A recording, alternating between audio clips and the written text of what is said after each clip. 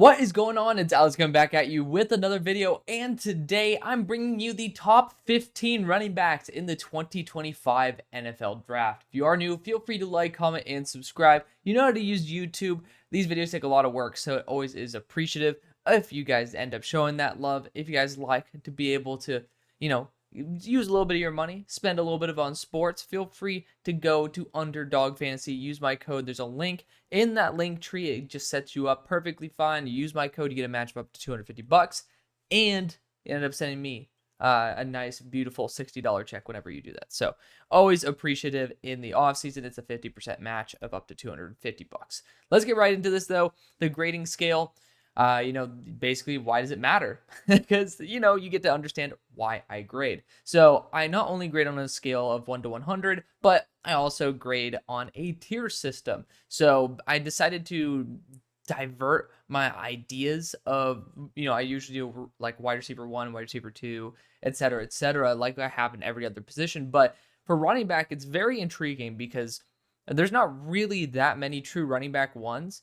So that's why they're in a tier of their own. That'd be like 80 plus. It's going to be very difficult to get there. Not many running backs I've ever graded have really deserved that type of respect. But I do think a couple of them in the past have graded out around that range. Of course, we've always continued to shift the grading scale a little bit to make it a bit more difficult for guys to get that type of grade. Because simply put, you have to be one of the top 32 guys on planet Earth, and that's not even discounting systems that don't really look for a 3-down back.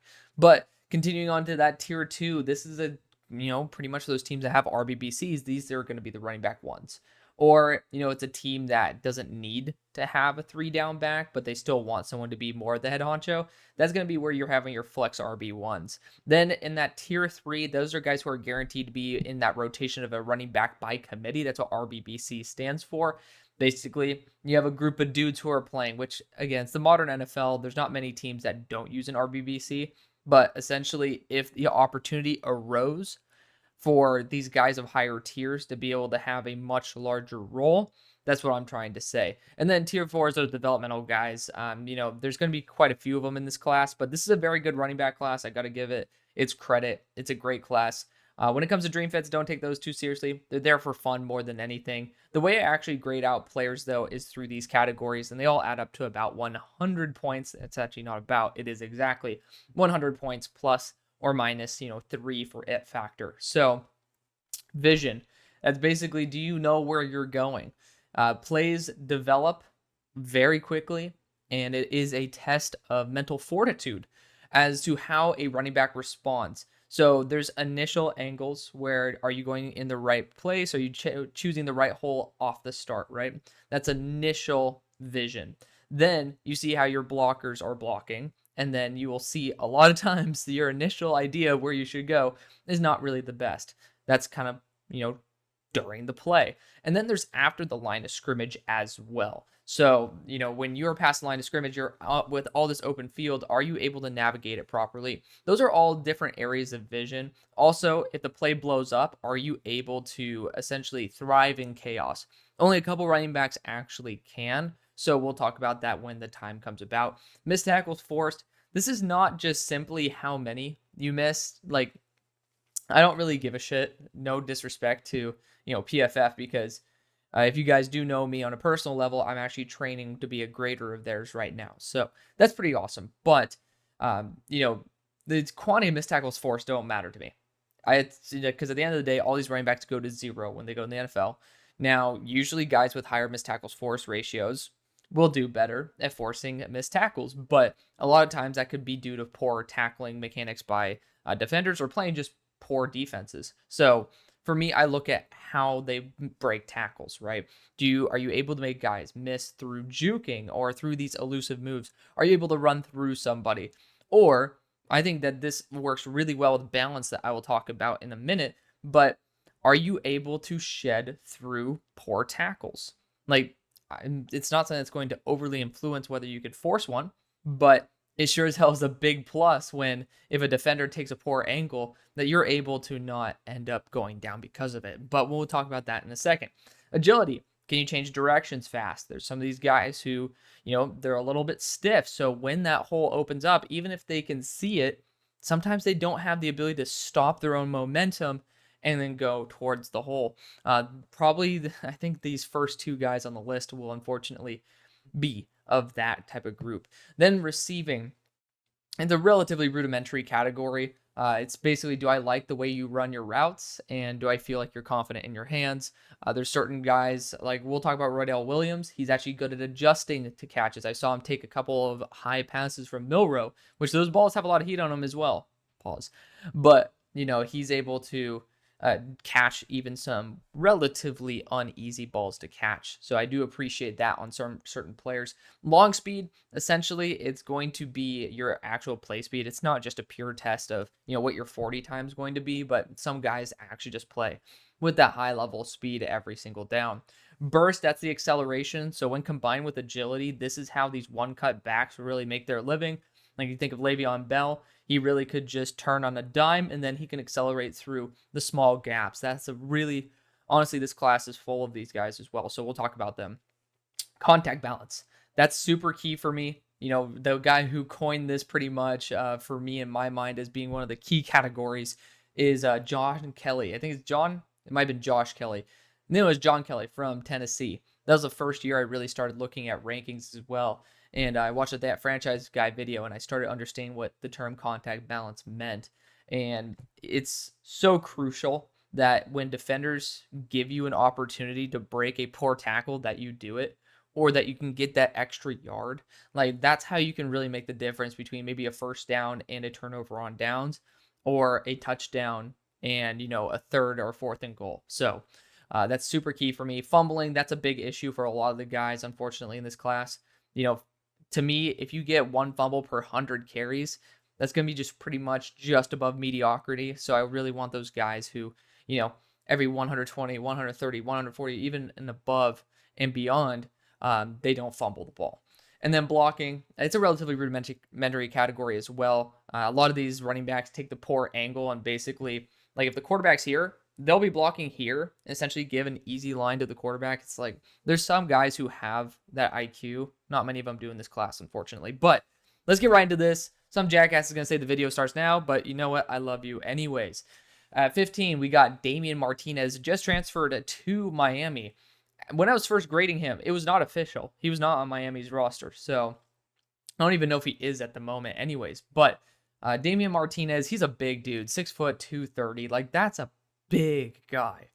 Now, he kind of plays like he's that size. He moves well for being 232 pounds. And if you guys are new to my grading system, C is adequate in the NFL. So, you might see some D's and F's and be like, ew, why would you ever even consider this? Running back shouldn't be graded like that.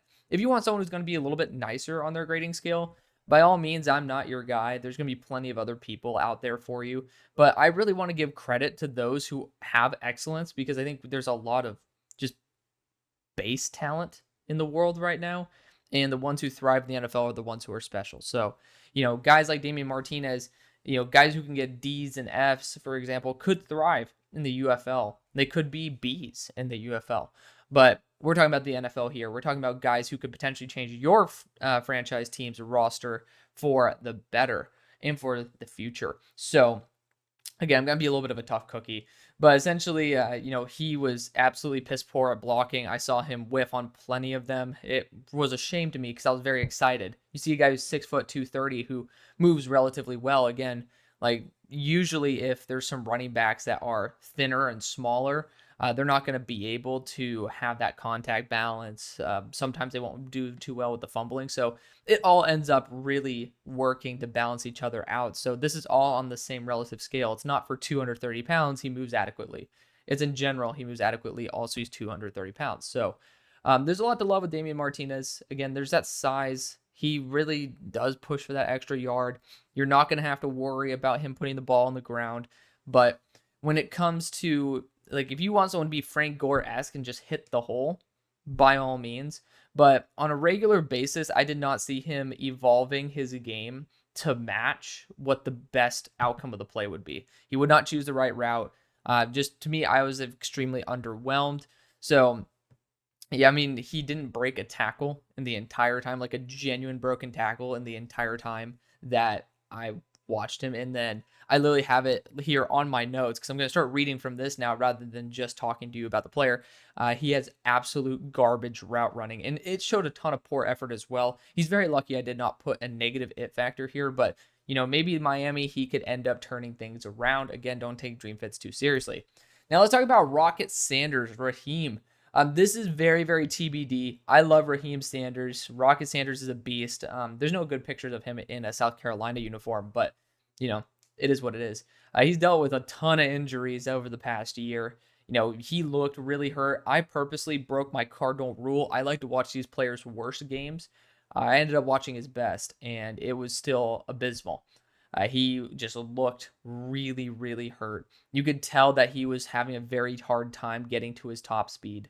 He was about 242 pounds, if I'm not mistaken, last year. He's down to 225. So maybe he's trying to, reduce the amount of stress on his overall body, because at the end of the day, if you're 242 pounds, your joints have to hold up 242 pounds moving at full speed. But Rocket Sanders has been a really, really good back when healthy. He just hasn't been recently, and that's why he's here. This is a report on basically what these players are right now, and I'm very, very, very excited to see him come back to full health and maybe at a lower weight be even more explosive, because he's really awesome.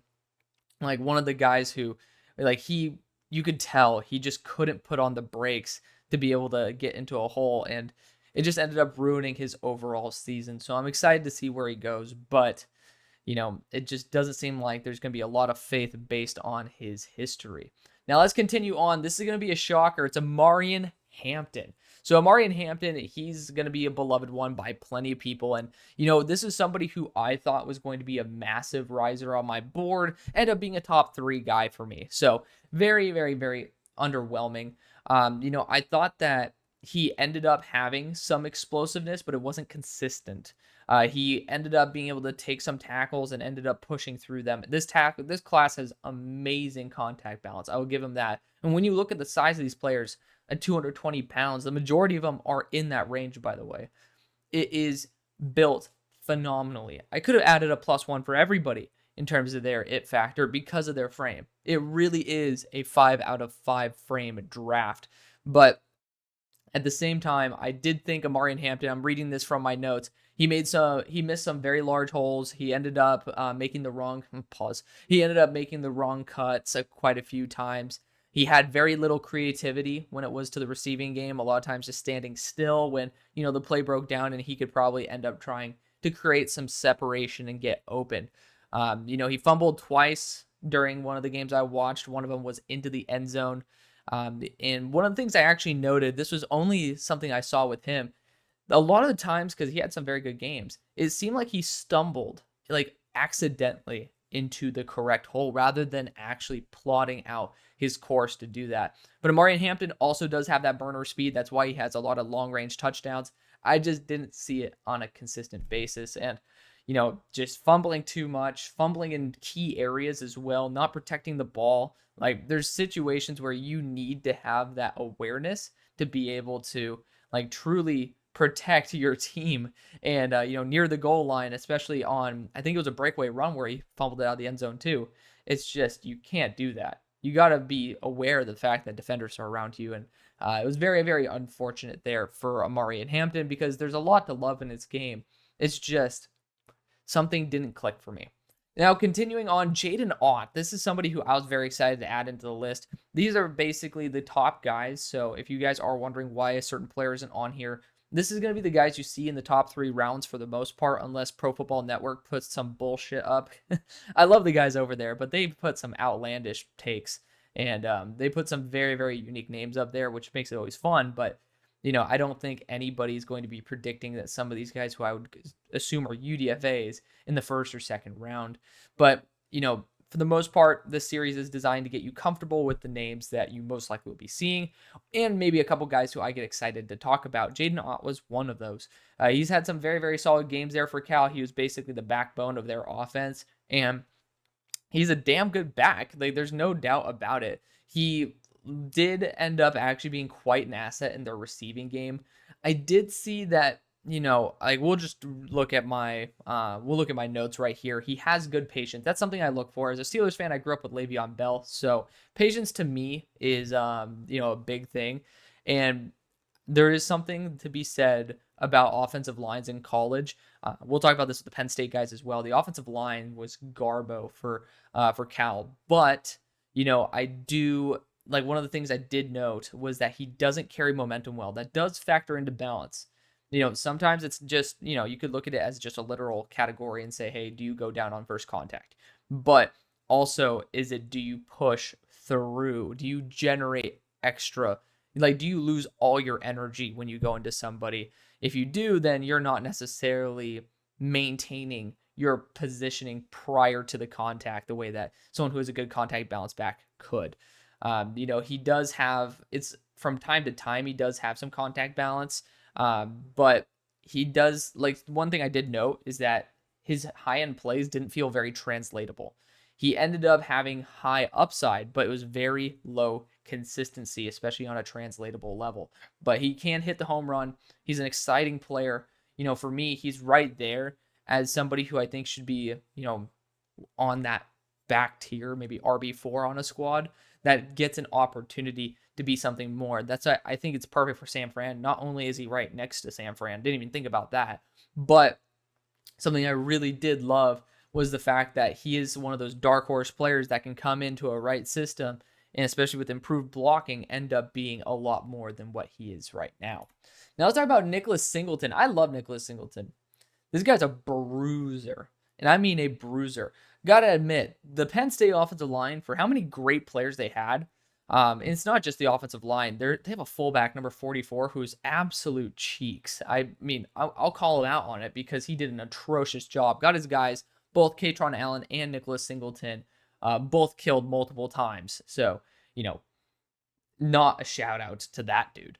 But he's a very, very powerful back. I do love that about him. There are certainly flashes in his game of being able to, evade some contact and, definitely drive through the player. He's 6 foot 226 after all. Again, another god build. You can't really complain about that at all. So he does have really solid vision. His patience is there. He's able to get that extra yard. Those buzzwords I like to use. He ends up shedding tackles mainly with contact balance more than actual runner moves. That's also why missed tackles force is lower than balance. I think that he can shed, but it's not really going to be like he's a juke master where he's going to be able to essentially not even be touched in a phone booth. And at 6 foot 226, I think that's understandable. He's one of the most underrated players that I've seen at the running back position. Like, I don't think he's going to be drafted where he should. To me, he'll end up probably being top 50. If I'm not mistaken, a 70 grade for me. He actually might end up being top 75. But if he gets taken outside the top 100, I think that's a crime. Except for the fumbling issue. I guess that could be pushing him a little bit farther. But this is someone who just did not get the ability to maintain momentum in the offense. Not only because Drew Allar was absolute cheeks on a consistent basis, but because his offensive line and overall blocking system didn't end up playing as well as they should.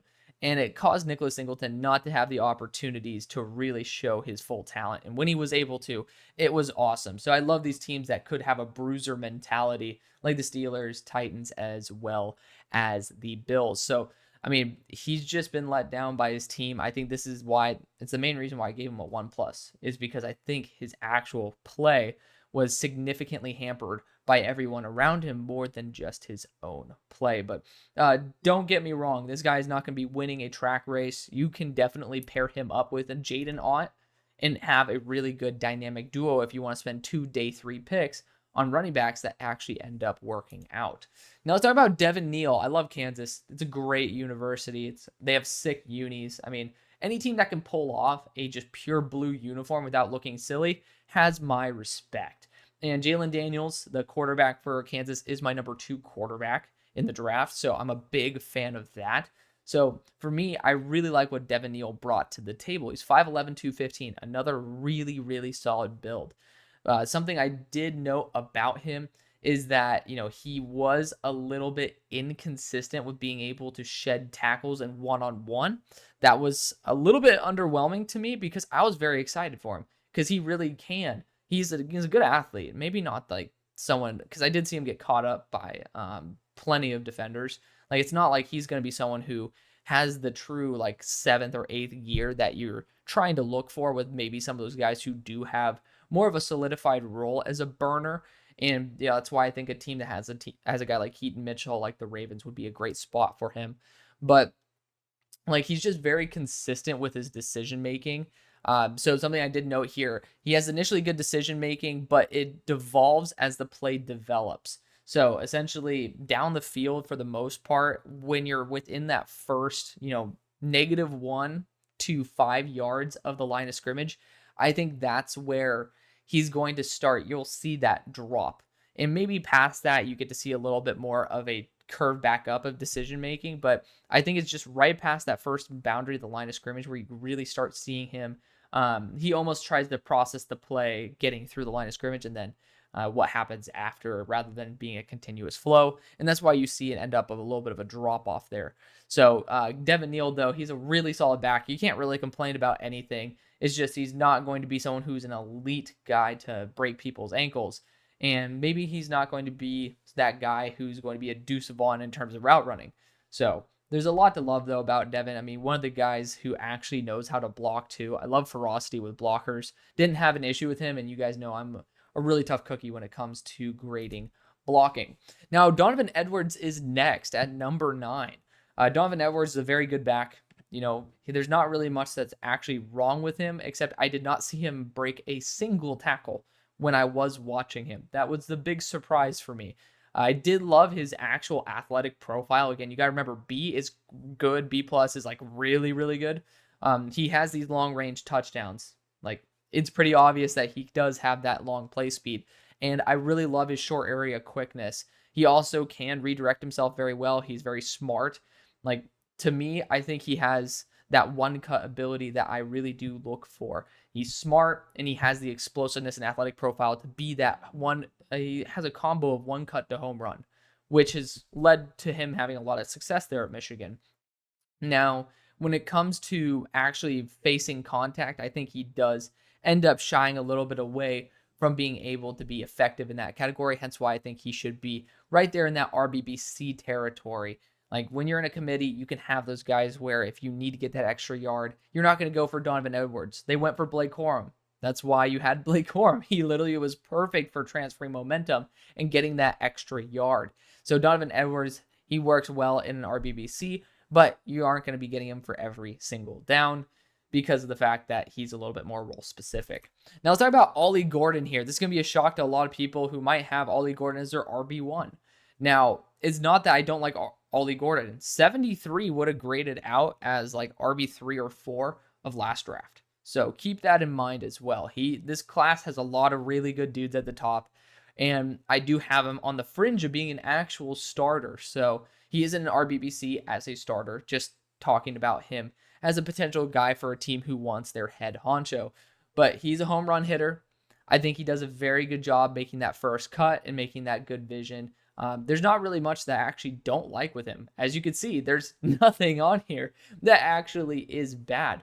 I didn't really see him being an effective receiver, and maybe that could have 2-point differential that ends up being the difference between a 73 and a 75, and maybe he could end up vaulting up to like spot 5 on my overall list. I thought he had really nice explosiveness and contact balance. He was very fluid.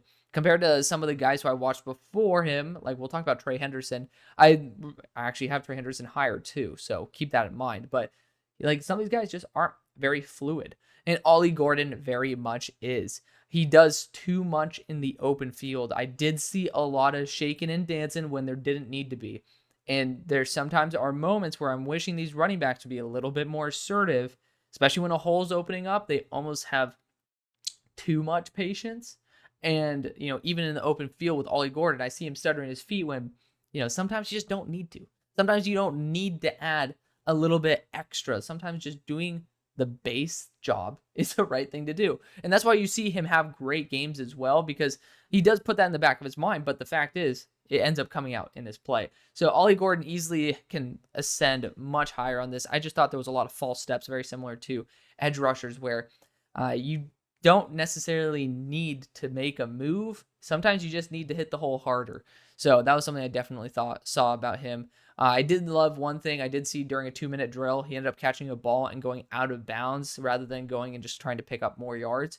So I do love that IQ there for him, absolutely. Ollie Gordon, again, fantastic running back. I think he should be taken in the top 40. I mean, if the colors match, that means that I'm in agreement with where people think he should go. But, you know, again, just somebody where if he improves his blocking maybe a little bit more, I thought he was relatively, like, it's very difficult to grade well as a blocker as a running back. But there's certain players who did grade really well who could end up being, you know, who are above him where they might not be if they didn't grade out so well. In that category, it's only 5%, but 5% could be the difference. Now let's talk about Royell Williams. So Royell Williams is fantastic.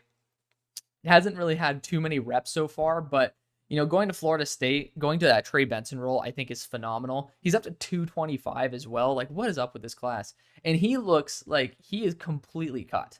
Like, we're talking about 0% body fat. This dude is a great athlete. He's smart. He can make guys miss in the open field. There's not much wrong with Royell Williams. I thought that he did a really piss poor job, and something I did factor into blocking as well is, you know, whether you actually chip a guy on your way out when they're actually releasing. I thought Royell Williams didn't do a very good job at that. I thought when he did have the opportunity to assist in blocking, he didn't really land a hand at all. And he does actually have roughly, I think, a 1 fumble per 100 snap ratio. So, like, that does bring him down just a little bit to under being a pure starter because, again, I think starters should be somebody who ends up actually being able to carry the ball and not fumble it. So I'm excited to see what he's going to do. There was one of those players, the one who I mentioned earlier, who can actually adjust for difficult passes. So he'll probably have the highest receiving grade out of anybody on this list, but fluid route runner as well. He's a good guy in the receiving game. I didn't think that he was like a wide receiver grade. Like you talk about guys like Malachi Corley, who could be hybrid running backs / wide receivers. Obviously, he's going to be a pure wide receiver, but somebody who has a very similar build to what a running back is. I think about 5'10", 215. Like that's somebody where, you know, if you wanted to move to running back, i.e. like a Cordell Patterson, that's where you could see that grade going up even higher. But Royell Williams overall is just absolutely phenomenal. This is the one player that I talked about earlier, responds well to chaos. I'm talking about defenders getting into the backfield. He's able to respond immediately very, very well. I did think that there were points where he usually makes the right decision, but maybe I think there might be a slightly better decision, and that's why he doesn't have an A in vision. Now let's talk about Trey Henderson. Trey Henderson's fun. He's a good back. Really good back. People think I shit on Trey Henderson. I don't. I think that he's a home run hitter. I think that he knows exactly where to go. I think he does have a little bit of an issue actually breaking tackles, and that's okay. You know, he serves a role as a really good home run hitter who has the athleticism and the smarts to get there. He also has contact balance, which is weird how he can't actually shed the tackles. But going to my notes here, I do think that he needs to have a little bit more patience. And, you know, I think that it was a bit of overcompensation for his line not playing too well, and which is a little bit unfortunate. But something I did know about him, he actually can, like, you also can tell based on their stance how much they actually know about blocking. Really good stance, good power in his block. He think he's the second best blocker. Pretty sure by a good margin, he's the second best blocker in this class. So that's a big plus for somebody who wants to have an every down starter. He's 0.25 points away, but this is a guy who certainly could be a 3-down starter. So I said that he has really good vision, and he makes some BS moves, similar to what I was talking about earlier. So he makes some fake moves in the middle of nowhere, which doesn't end up being helpful at all. Just go, right? But again, given his offensive line play, I thought that he did a phenomenal job. Just, I want to see more consistency of those actual solid tackles being able to be broken. I do love the fact that, you know, very similar to Zeke Elliott, who was back in the days of Ohio State, he was able to inch out that extra yard. But there's another player on Ohio State that we'll talk about that my comp might be Ezekiel Elliott for him. But right now we're keeping comparisons to a minimum. I'm leaving it there in case I do really have a hunch. But you guys know I don't bullshit you. Ashton Jeanty is my number 5 running back. He is awesome. If it wasn't for the fumbling factor, he'd probably be RB2. Actually, I know he'd be RB2. This guy is explosive. I mean, he's 5'9", 215. What's up with the short kings this year? This is our year. As y'all know, I'm not the, I am vertically challenged. Not that much. I mean, I'm average. I'm 5'9". So Ashton, Jeanty, and I could hang out, but definitely not 215 of pure muscle like he is. He is still a really, really good back. I do think he can get caught up by defenders from behind, but he does have that explosiveness to be a really solid one-cut back. He sees the perfect hole as well. Pause. But something I do know, when you guys are wondering, hey, how do you know it's the right hole to hit? One, you got to watch a lot of football. You got to understand, like, oh, you can tell that this running lane is going to close, or whether, you know, something else is developing. It takes a lot of time. So don't feel discouraged if you're having a tough time seeing some guys having good vision, some guys not, right? You also have to understand blocking. So it's a big portion of the game that you have to understand offense, defense, and then just the running back position on its own. But whenever I was saying make this cut, and we'll talk about a couple other running backs in this class as well who do this very well, they were making that decision. And Ashton Jeanty absolutely was doing a phenomenal job. He does end up bouncing outside a little bit too much. He does do it for the 95% of the time. He does it the right way. But I did see him get a little bit overzealous to be going outside versus, you know, sometimes cutting up the field. So I said if his line was not absolute butt cheeks, he would be a lot better of a player. So, I mean, I'm not even seeing any actual negative notes on here. So I did say he can go down easier than some of the other guys I watched, because there's some dudes who actually have unbelievable contact balance, but that ended up being something that was an early game problem when I watched him. So it was something that devolved over time, which is why he did not get an A- or an A in balance. But it really was the fumbling. Pretty sure I think it was 5 fumbles on 400 carries. That's just something that I don't really appreciate. I didn't see him being an asset in the blocking game as well. But overall, I mean, fantastic player. Someone who I think could easily be a really, really good starter for a team for a long time if he fixes those fumbling issues. So a lot to love, though. A lot to love. Now we got Quinshon Judkins. This guy's a beast. Talk about someone who doesn't go down. I was going to comp him to Ezekiel Elliott. If I have to do it, that's probably the one I do it to. Even though I think Zeke was a bit more athletic, I would say maybe it was Zeke 2 or 3 years ago, back when he was just starting to decline a little bit. His athleticism wasn't necessarily the same way it was when he first started out his career. But Quinshon Judkins is still a phenomenal running back. You know, he was the first one I think I studied out of this class, and I was so happy to watch him. Literally every time I was saying, oh, make that cut, it's another guy who would just make the exact cut I was looking for. If I'm not mistaken, he does have the highest vision grade of the class. It may say A, but he is higher than Ashton Jeanty. And I love that about him. I did not really see him being any form of an asset in the receiving game. You know, he just gets the ball thrown to. It's not like he's running routes and stuff. And I did see that, you know, he's pretty easy to catch up to. And he's just not a very, very great athlete. But I do love the fact that, you know, he is smart. He is able to change directions. And the fact is he's able to take on contact well enough to where that doesn't matter. And that's why he can run full speed, essentially the whole play. And that's why he also can break tackles through power. And I love that about him. Also extremely reliable. I'm pretty sure he has, I think it's 1 per 150. And that's a 1 fumble to 150 touches. And that's a really, really good ratio.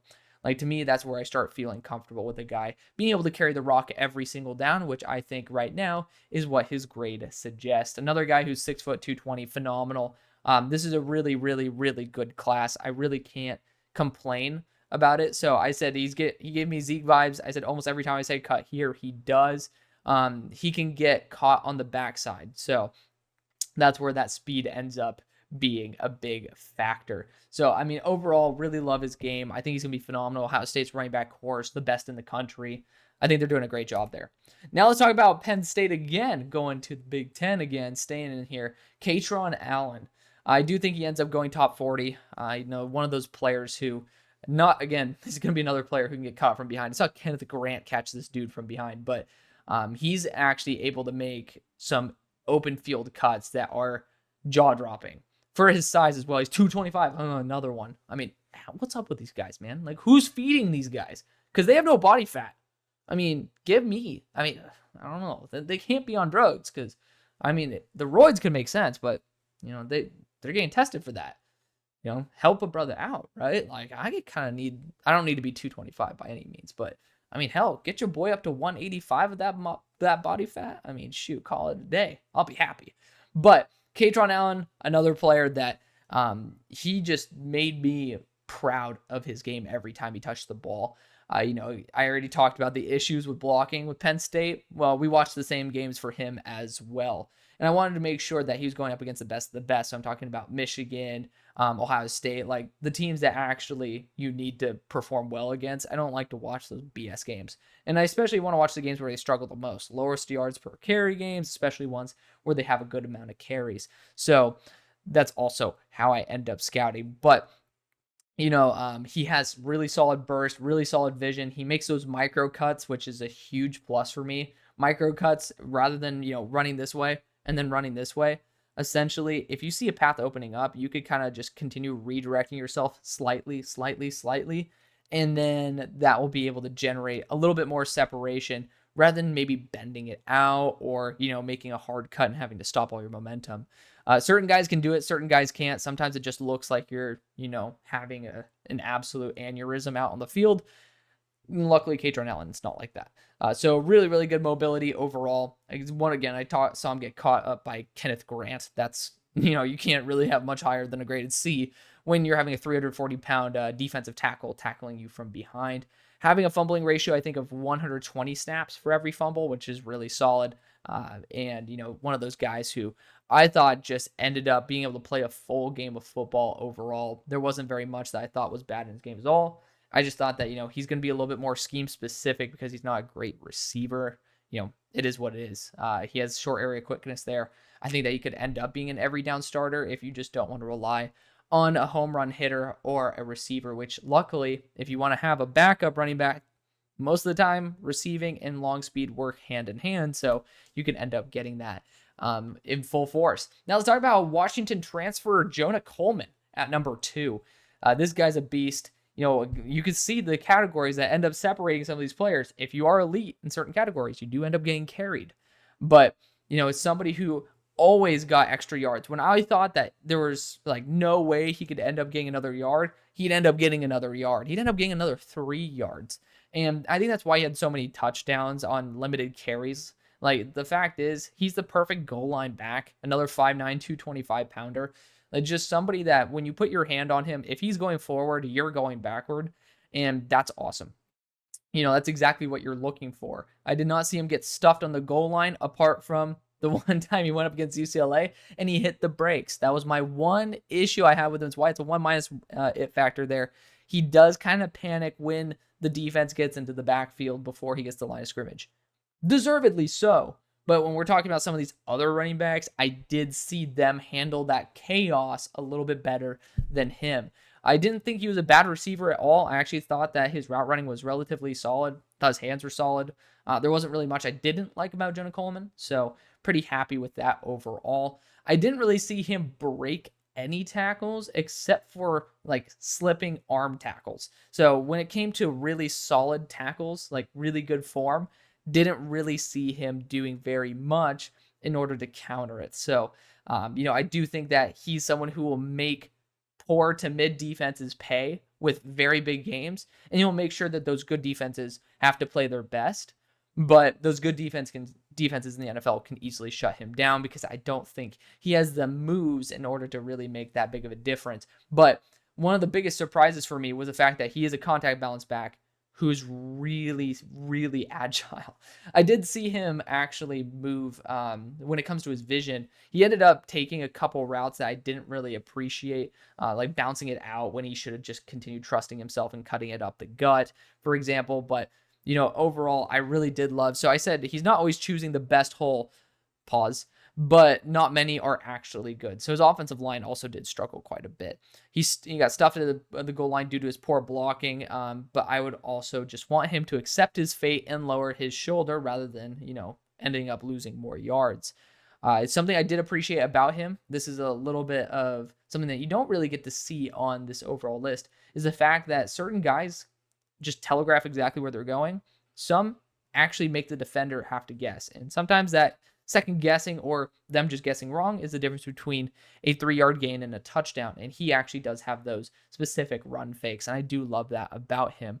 So I say he's not going to make someone miss, but will shed a poor tackle. He has unreal potential to make mid defenses play royally, and good defense have to pay their best. And I think that's something that this is another guy who has micro cuts. He's able to carve out better routes for himself when he goes up the gut. I do love that about him. He's a great running back. Really is carried, though, unfortunately, by the fact that he never fumbles and he has elite contact balance. But there's a lot of teams that definitely need somebody like that. He's not going to be a pure RB1 because that requires an 80 grade. But let's go. And we almost made it to a true RB1 here. I'm in love with Trevor Etienne, brother of Travis Etienne on the Jaguars. Very similar, honestly, to Travis Etienne. Could have comped him to it, but decided not to. Because, again, I want a lot more tape, especially with him at Georgia, for me to feel comfortable starting to do more comps. But anyways, he's a really, really good receiver, shifty route runner, great in open space, somebody that actually could line up on the line of scrimmage as a receiver. So highest receiving grade right there. I think that he does a good job making guys miss in open space. I did see him bounce out a couple of times rather than just trusting going up the gut. A lot of these running backs like to bounce to the outside. I'm like, guys, sometimes you can just go up the middle. It's okay. But regardless, he is one of the most agile running backs I've seen. He changes directions on a dime, and then he explodes through the hole. He is a jaw dropper. Just watch his touchdown runs. They are phenomenal, and they showcase all of his best traits. And sometimes you can even see some of his worst. Sometimes it is him actually missing a block and then catching a ball and then making a big play because, the runner's coming in and the quarterback's like, screw it, I'm just going to throw it to you. So that's really awesome about his game is the fact that he is kind of that safety valve for when he messes up. But overall, this guy he made the game so fun to watch. I haven't had this much fun watching a running back since like Bijan. So, being able to actually enjoy watching running backs again is a big plus. I kind of lament watching running backs because there's so many reps you got to watch, and it's laborious because a lot of times you have to factor in the whole game. Like I'm talking about the offensive line blocking, you have to evaluate that while did the defense do a good job? And then you also have to factor the running back in.